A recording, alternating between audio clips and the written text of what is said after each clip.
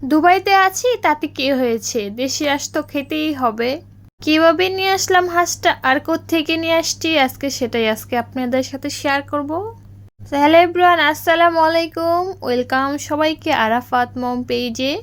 অবশ্যই স্ক্রিনে যাকে দেখতে পেয়েছেন তাকে তো অবশ্যই সবাই চেনেন, তারই আজকে রেসিপিটা দেওয়া হবে।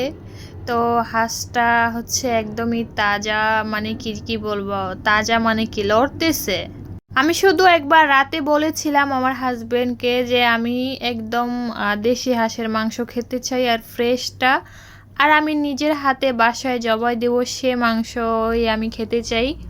প্রায় 2-3 ঘন্টা লাগবে, এত দূরে জায়গাটা, সেইখান থেকে আমার হাজবেন্ড আমার জন্য এই হাঁসটা নিয়ে আসছে। তো হাঁসটা আমি ফার্স্টেই সুন্দর করে কেটে কুটে পরিষ্কার করে ঝুড়িতে দিয়েছি, ছাঁকনি দিয়েছি। আর এদিক দিয়ে আমি পেঁয়াজ কুচি, তারপর কাঁচামরিচ কুচি, এলাচ, দারচিনি আমি দিয়ে সুন্দর করে পেঁয়াজটা বাদামি কালার করে নিচ্ছি।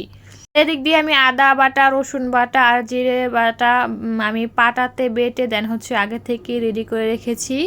আর পাটায় বাটা মশলা তো অন্যরকম টেস্ট, সেটা আপনারা সবাই জানেন। তো আমার হচ্ছে বাদামি কালার হয়ে গেছে আমার পেঁয়াজটা। এখন হচ্ছে আমি আদা বাটা রসুন বাটাটা দিয়ে ভালো করে করে নিয়েছি, মানে ভেজে নিয়েছি আদাটা, যেন স্মেল আসে একটা কাঁচা, ওটা যেন না আসে।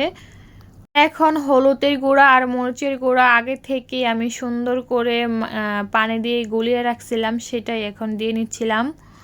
আর একটু সামান্য পানি দিয়ে মশলাটা ভালো করে কষাবো। মশলাটা ভালো করে কষাইলে খেতেও মাংসটা অনেক ভালো লাগে। আর একটু কাছ থেকে আপনাদেরকে দেখাইতেছি মশলাটা কত সুন্দর করে কষানো হয়ে গেছে, দেখতেছেন উপরে তেলটা চলে আসছে। আর এখন আমি মাংসগুলা দিয়ে নিচ্ছি, হাঁসের মাংসগুলা দেখেন, দেখতে কত সুন্দর লাগছে, আসলে ফ্রেশ মাংসর মজাটাই আলাদা।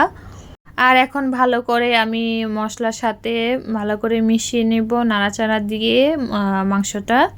আর দেখতে পাইতেছেন এখন একটু ঢেকে দেব কিছুক্ষণ পর আবার এসে ঢাকনাটা খুলে দেন হচ্ছে আবার নাড়াচাড়া দিয়ে নিব। দেখেন কত সুন্দর করে আমার মাংসটা আমি কষাইতেছি।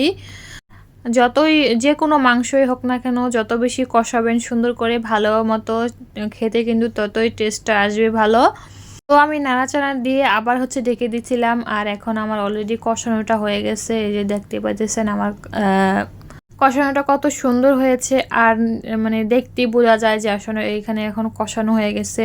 তো আমি এখানে যা করব, আমি আগে থেকেই গরম পানি করে রেখেছিলাম আর সেই পানিটাই আমি দিয়ে নিচ্ছি। আমি যতটুকু দাবার আমি দিয়ে নিব, আমি যেহেতু হচ্ছে খিচুড়ি দিয়ে খাবো তাই আমি একটু ঝোল রাখবো, তাই একটু ঝোল করে নিয়েছিলাম। একটু বেশি দিয়েছি আমি ঝোলটা। আর একটা আলু দিয়েছি, কারণ আমার ছেলে আবার আলু ছাড়া জমে না, ওর আলু লাগবে, যে কোনো মাংস হোক যাই কিছু হোক। আর এই দেখতে পাচ্ছেন আমার মাংসটা অলরেডি হয়ে গেছে। আর কেমন হয়েছে কালারটা অবশ্যই আপনারা কমেন্টস করে জানাবেন। আর অন্য পাশে আমি খিচুড়ি বসাই দিয়েছি, যে খিচুড়ি হইতেছে। তো আমার ভিডিওটা কেমন লাগছে আপনাদের কাছে অবশ্যই কমেন্টস করে জানাবেন। তো সবাই ভালো থাকবেন, সুস্থ থাকবেন।